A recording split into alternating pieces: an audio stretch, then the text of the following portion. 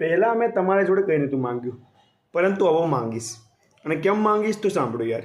હવે હું 10મા 12માના બોર્ડના સબ્જેક્ટ ઉપર આવી ગયો છું. ચેનલ બની ગઈ છે, વિડીયો અપલોડ થઈ ગયો છે. આગળના સ્ટેટસમાં તમને એની લિંક પણ મળી જશે. તો તમે એક સેવાનું કાર્ય કરી શકો છો. ભણાઈ તો નહીં શકતા, તો જે માણસ ભણાવે છે એનો વિડીયો શેર તો કરી શકો છો ને. એને લોકોના વોટ્સએપ સુધી મોકલી તો શકો ને. ગુજરાતના ખૂણા સુધી આપણો વિડીયો પહોંચવો જોઈએ. બાળકને એવું થવું જ ના જોઈએ કે ભણતરમાં કમી રહી ગઈ યાર. એને સ્કૂલમાં અને ટ્યુશનમાં બકવાસ ટીચર મળ્યા હોય, સારો મળ્યા હોય, એને મનાથી કંઈ ફરક નહીં પડતો. પરંતુ મને ફરક પડે છે કે જ્યારે મારું ભણશે ને ત્યારે બધાનું ભૂલી જશે. આ મને મારા પર વિશ્વાસ છે. આ વિશ્વાસ મને 3-4 વર્ષનું કન્ટિન્યુ લર્નિંગ પછી આવ્યો છે. તાત્કાલિક ધોરણ કંઈ ના આવે યાર. છોકરું આવતા 9 મહિના લાગે. આ ભણતર છે. પહેલાં હું ભણતો હતો કોઈના અંડર, પછી મેં ચાલુ કર્યું મારું ભણવાનું, અને હવે આવી ગયો છે બાપુ ઓન ધ ફિલ્ડ.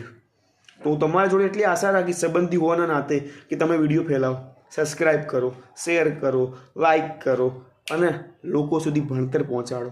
અને આટલું પણ ના કરી શકો તો એક કામ કરો, અત્યારે હું શું કહું, સમજી જાઓ તમે બધું યાર.